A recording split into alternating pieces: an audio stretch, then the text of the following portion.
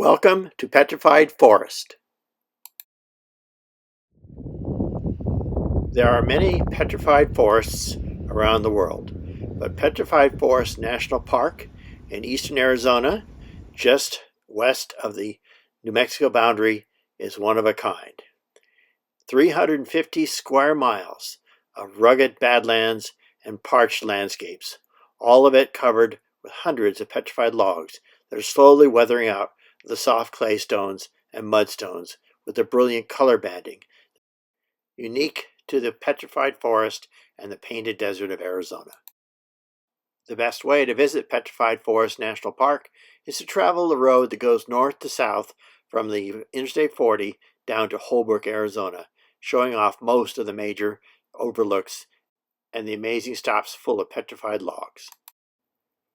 The petrified logs are a thing of majestic wonder, from things like Agate Bridge, which was a natural bridge formed by a petrified log that was undercut, to the numerous gigantic trees and lying on their sides, broken into segments that you find in many stops through the Petrified Forest National Park.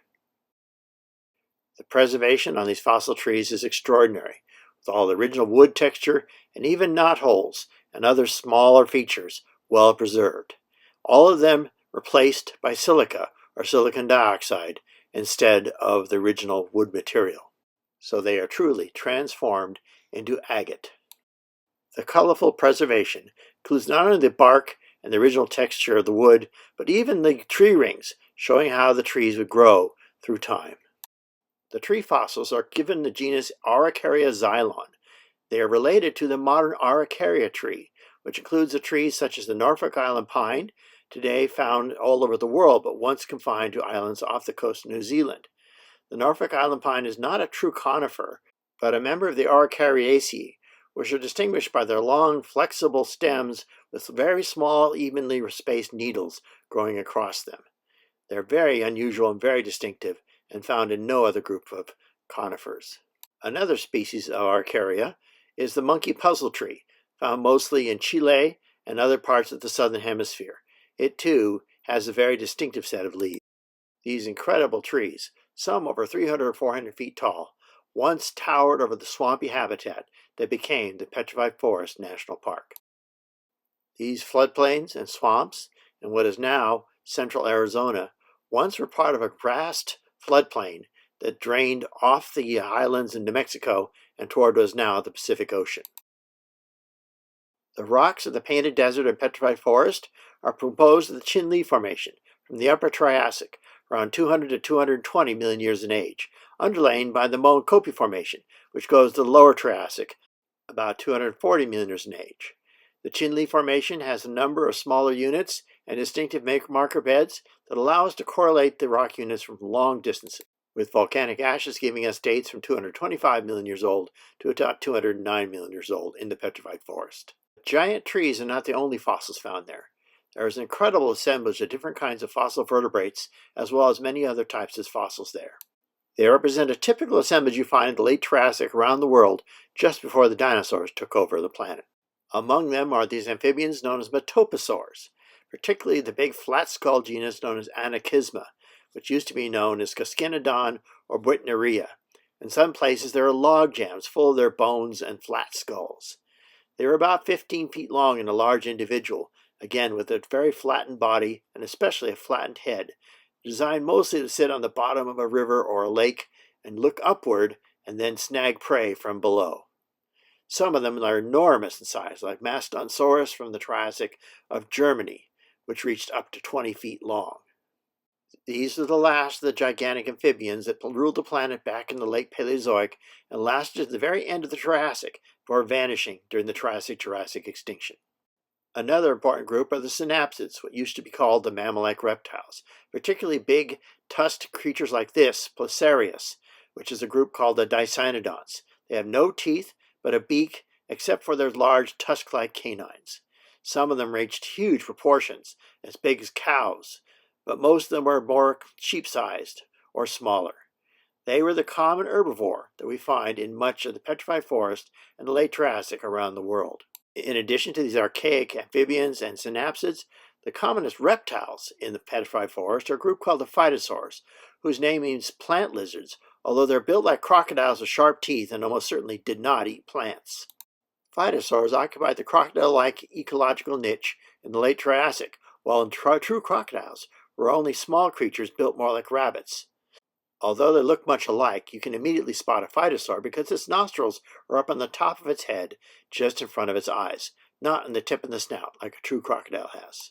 Some of these phytosaurs, like Machaeroprosopus and Smilodonticus, were impressive creatures reaching up to 25 feet in length, the largest predator and indeed the largest animal of their time, and certainly were dominant over all the others that lived beside them. In addition to the phytosaurs, there are many other important reptile groups, including some other predators as well as herbivores with armor on their bodies. These predators included a group called the Rauisuchus, which are the most important predators after the phytosaurs in the late Triassic. They included Postosuchus, Poposaurus, and a number of other these animals with long crocodile-like bodies, the ability to walk on both four legs and on two legs, and deep, vertical, shortened skulls that remind some people of some predatory dinosaurs. Rauisuchus are the most impressive predators that lived on land and did not float in the water like phytosaurs, and occupied this niche until the dinosaurs took over after they vanished at the end of the Triassic.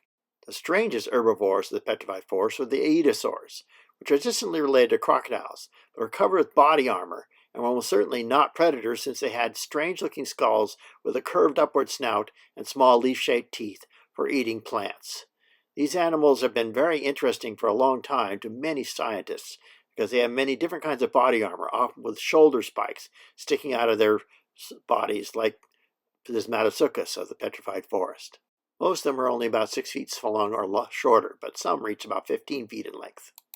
The shape of the scutes in their body armor is so distinctive you can often identify a species just by single pieces of their armor.